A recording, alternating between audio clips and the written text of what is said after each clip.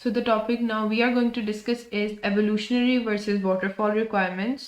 यहाँ पर बताया जा रहा है कि जो मैनेज रिक्वायरमेंट्स की डेफिनेशन हमने पढ़ी थी उसमें एक चेंजिंग का वर्ड आया था, इस पर आपने फोकस करना है।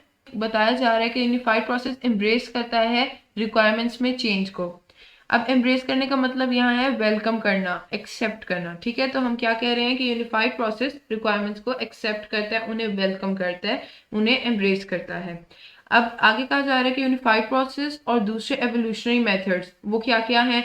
स्क्रम है, एक्सट्रीम प्रोग्रामिंग है और सो ऑन। हमारे पास बहुत सारे ये जो है एवोल्यूशनरी मेथड्स हैं। फीचर ड्रिवन डेवलपमेंट भी है हमारे पास। तो इन सब में क्या होता है, हम प्रोडक्शन यानी क्वालिटी प्रोग्रामिंग और टेस्टिंग रिक्वायरमेंट्स को एनालाइज और स्पेसिफाई करने से बहुत पहले ही स्टार्ट कर चुके होते हैं। ठीक है, अब क्या नतीजा हम हासिल करते हैं, हम रिजल्ट ये हासिल करते हैं कि कॉन्सिक्वेंटली आप कह सकते हैं perhaps what happens is that when 10% or 20% of the most architecturally significant risky and high business value requirements have been specified. इसका मतलब है जो मोस्ट आर्किटेक्चरली सिग्निफिकेंट रिस्की या हाई बिजनेस वैल्यू रखने वाली रिक्वायरमेंट्स हैं उनमें से 10% या 20% स्पेसिफाई की जा चुकी होती हैं। अगर अभी आपके माइंड में कोई ऐसे क्वेश्चन है कि प्रोसेस डिटेल्स क्या है, हमने पार्शियल एवोल्यूशनरी रिक्वायरमेंट और एनालिसिस कंबाइन कैसे करना है अर्ली डिजाइन और प्रोग्रामिंग के साथ डिफरेंट आइट्रेशंस में, तो आप क्या कर सकते हैं, आप how to do iterative and evolutionary analysis and design का लेक्चर भी देख सकते हैं या आप उसको रीड आउट भी कर सकते हैं। That is available on page number 25 of the book, but still you can go to our channel and check out different links and it will be mentioned there that how to do iterative and evolutionary analysis and design। ये बिल्कुल हमने start में ही पढ़ा था chapter number 2 में। ठीक है, अब हम डिस्कस करेंगे what are skillful means to find requirements, यानी वो कौन से स्किलफुल मीन्स हैं जिनके थ्रू हम रिक्वायरमेंट्स को फाइंड आउट कर सकते हैं। अब हम रिव्यू करेंगे UP best practice manage requirements को। हमने ये बिल्कुल स्टार्ट में डिस्कस की थी ये डेफिनेशन कि ये क्या है, एक सिस्टमैटिक अप्रोच है हमारी जो रिक्वायरमेंट्स है ना सिस्टम की, उनको फाइंड, डॉक्यूमेंट, ऑर्गेनाइज और ट्रैक करने की।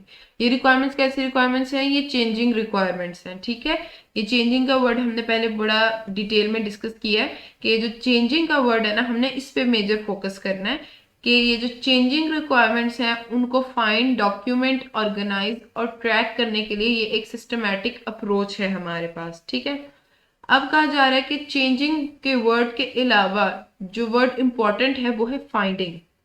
इसका मतलब क्या है कि यूनिफाइड प्रोसेस एनकरेज करता है स्किलफुल एलिसिटेशन वाया टेक्निक्स, यानी कि यूनिफाइड प्रोसेस स्किलफुल एलिसिटेशन को एनकरेज करता है। उसके लिए कौन सी टेक्निक्स है हमारे पास, writing use cases with customers, customers के साथ यूज केस लिखना, रिक्वायरमेंट वर्कशॉप करना जिसके अंदर बोथ डेवलपर्स और कस्टमर्स इंक्लूड हों, focus groups with proxy customers, a demo of the results of each iteration to the customer, यानी कि डेमो प्रोवाइड करना रिजल्ट का ईच आइट्रेशन की टू द कस्टमर्स, और सोलिसिट फीडबैक, फीडबैक को जो है कलेक्ट करना। ठीक है, अब यूनिफाइड प्रोसेस वेलकम करता है any requirements elicitation method that can add value and that increases user participation. Major चीज यहाँ क्या बताई जा रही है कि जो यूनिफाइड प्रोसेस है वो रिक्वायरमेंट एलिसिटेशन मेथड यानी उसको गैदर करने के मेथड में कोई सा भी मेथड जो है उसको वेलकम करता है। वो ऐसा मेथड लेकिन होना चाहिए जो वैल्यू ऐड करे और इंक्रीज करे यूजर की पार्टिसिपेशन को।